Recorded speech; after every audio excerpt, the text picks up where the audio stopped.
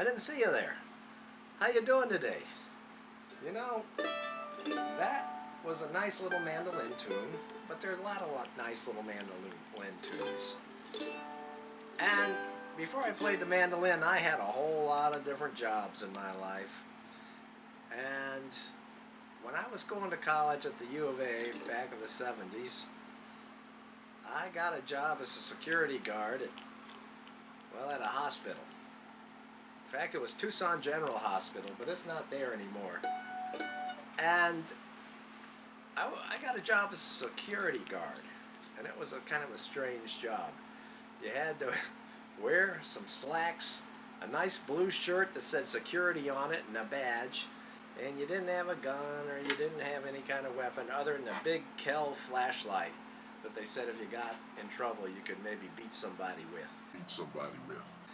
And we had a little security guard shack in the parking lot because we were supposed to watch the parking lot. But then, if anybody needed us in the hospital, they'd call us on the phone and have to come in and do whatever. I remember one night they called me and to go down to the ER, and there was this diabetic boxer that was having one of those diabetic episodes where he was out of his head and he was trying to fight the doctors and everything, and we were holding him down until they got the drugs in him and he got calmed down. And so you did things like that. And what you did in between is you made rounds. You went to all the nurses' stations and signed a little sheet saying you'd been there and everything was kosher. So anyway, that's what we did. And one night, there was this other man and me working, and we got a call to come down to the ER really quick. So we went down to the ER, and there are all these bikers in the ER. Big old tough guys, you know, guys with long hair, beards, weighing over 200.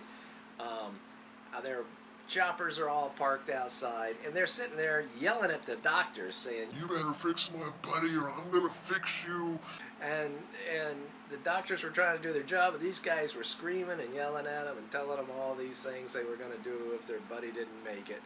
Well, anyway, here we come in with our nice little blue security shirts, two guys that were maybe like 20 years old, and as soon as they saw our shirts, they didn't like that one bit. They surrounded us, and they were looking right at us, and they were saying all these mean and nasty things that they were going to do to us, and they were threatening us, and they were saying that if anything happened to their buddy, they were going to beat up the doctors, and they were going to beat up us.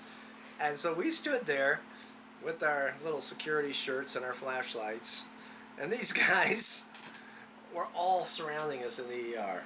Well, about that time, their buddy comes out in a wheelchair, and he's rolling his wheelchair real fast, and he goes straight back and falls down.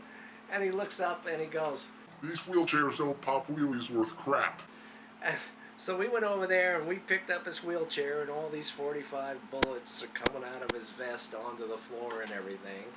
And there was a police officer that got there, but he just watched the whole thing. He didn't do anything. And so these guys were just yelling and all this, and their buddy they'd been in a fight, and their buddy had been hit with a crowbar.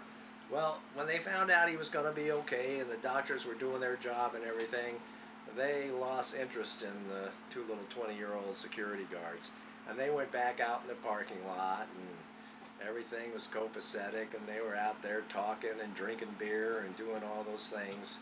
And I got up on the roof and I looked down at them, and the whole parking lot was filled with bikers. But from then on, everything was pretty calm, and they released their buddies and they got on their bikes and they rode away. So, you probably want to ask, was I scared? Oh yeah, I was scared. Well, until next time.